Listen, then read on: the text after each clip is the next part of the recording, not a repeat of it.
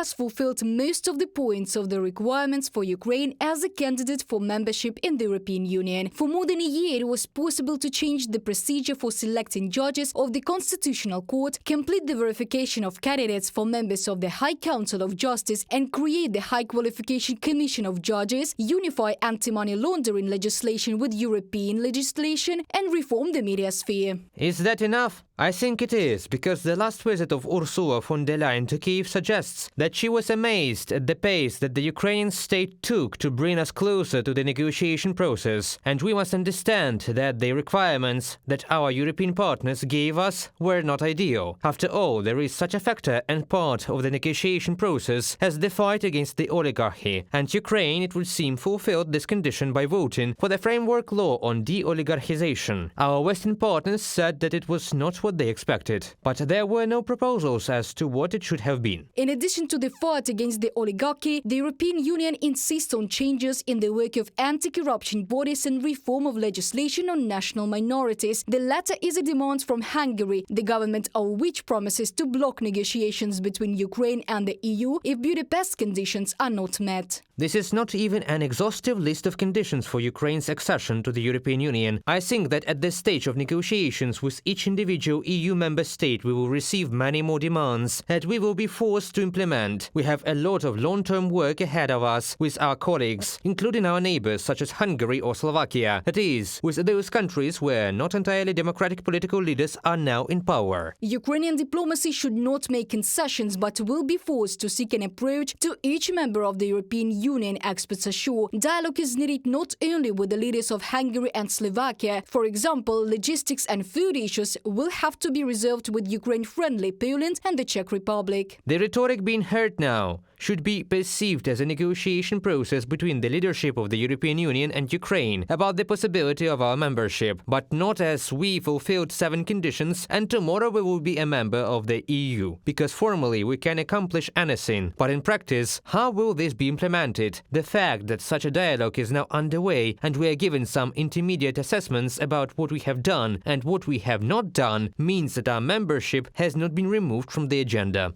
At the same time, senior EU officials unanimously support Ukraine's entry into the Union and highly appreciate the reforms carried out by Kyiv. I want to tell you how impressed we are by the reforms you've made in the midst of a war. You should never forget you are fighting an existential war, and at the same time you're deeply reforming your country. You have reached many milestones, reforming your justice system, curbing the oligarchs' grip, tackling money laundering, and much more. The next step after assessing the reforms carried out by Kyiv will be the decision to begin negotiations on Ukraine's membership in the EU. It could be adopted at the EU summit as early as mid-December of this year. Reported by Dana Kolesnik, Larisa Zubenko, UATV News.